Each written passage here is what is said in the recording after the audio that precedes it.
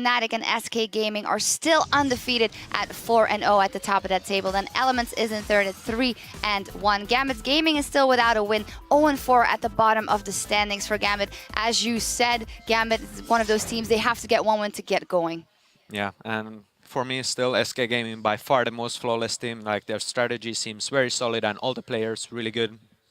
Yep, kudos to them. Playing a key role in Elements' win earlier today was their AD carry Reckless, who went huge with 11 kills, 8 assists, 567 CS, and 2 triple kills. This not only earned him a total of 45 fantasy points, but the title of today's fantasy LCS leader. And you gave him a hug earlier. Did you absorb any of those points?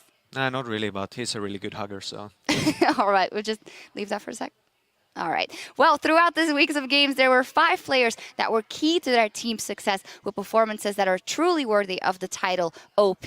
First up, worth a mention, is the Unicorns of Love. Kikis, he introduced Rek'Sai here in the EU LCS when it wasn't banned. He went 8-0-10 as Rek'Sai versus the Giants. And even today, versus SK, he put up a pretty solid performance. Yeah, he was one of the top performers in his team with Javan when they were getting pretty much somehow wrecked.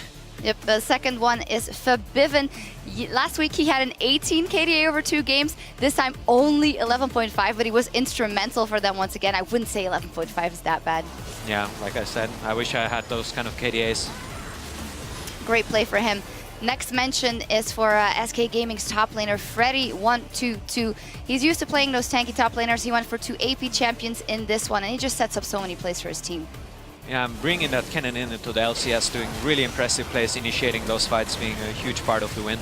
Yep, they actually had a 396 GPM, that is through the roof. Next up is Elements' mid laner, Froggen. Fantastic for him, and I feel like this is the Froggen we've come to know and love beforehand. He's really been able to rack up those kills and actually had an 87.80 kill participation in 2 games. Yeah, it's the god tier Froggen we all know very well. Last up again for SK Gaming, Forgiven. How can we not mention him? 24 KDA in 2 games, the Immortal Zero. That's an incredible confidence as he also displayed here with us. Yeah, he was really confident and I don't see any reason why he shouldn't be. He was doing so good. Yep. Next to that, I also actually want to put in a honorable mention for SK Gaming as a whole. All of them played fantastically, but Forgiven, the Immortal, deserves a mention here. Now, drawing from this week's of games, we have also chosen to highlight one player that put on their backpack and carried their team to victory. He consistently gets every one of his teammates' lanes rolling, is bringing the Brolaf back to the LCS, and this week's MVP, Fnatic's reign over. And Cyanide, you had a lot to say in this. You think you really earns the title of MVP this one?